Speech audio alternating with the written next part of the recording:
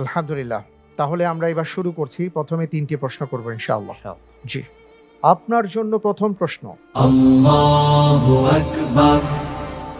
যারা সতী সাধ্বী নারীকে অপবাদ দেয় তাদের শাস্তি কি?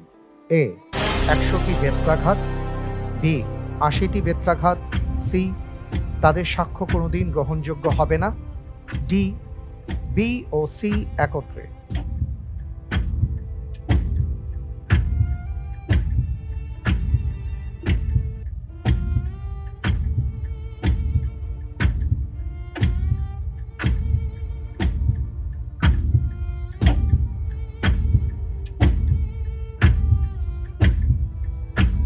আলহামদুলিল্লাহ, আমি এই প্রশ্নের উত্তরে অপশন হিসেবে বেছে নিচ্ছি অপশন ডি, বি ও সি একত্রে।